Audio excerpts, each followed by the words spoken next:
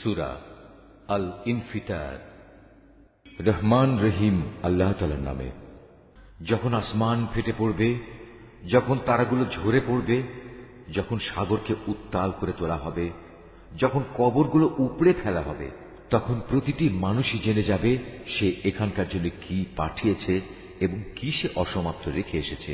হে মানুষ, কোন জিনিসটি তোমাকে তোমার মহামহিম মালিকের ব্যাপারে ধোকায় ফেলে রাখল, যিনি তোমাকে সৃষ্টি করেছেন, অতঃপর তিনি তোমাকে সোজা দাঁড় করিয়েছেন এবং তোমাকে সুবিন্যস্ত করেছেন।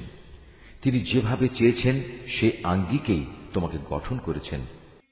না একই তোমরা শেষ বিচারের দিনটিকে অস্বীকার করছ, অথচ তোমাদের উপর পাহারাদার নিযুক্ত করা আছে। এরা হচ্ছেন সম্মানিত লেখক, যারা জানে তোমরা যা কিছু করছো। নিঃসন্দেহে নেক লোকেরা সেদিন আল্লাহর অসীম নিয়ামতে পরমানন্দে থাকবে, আর পাপী তাপীরা অবশ্যই থাকবে জাহান্নামে।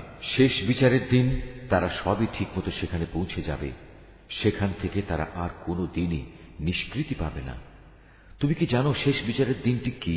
হ্যাঁ, সত্যি, যদি তোমরা সে দিনটির কথা জানতে, যেদিন কোনো মানুষই একজন আরেকজনের কাজে আসবে না, আর ফয়সালা সব ক্ষমতা থাকবে একমাত্র আল্লাহ তাআলার হাতে।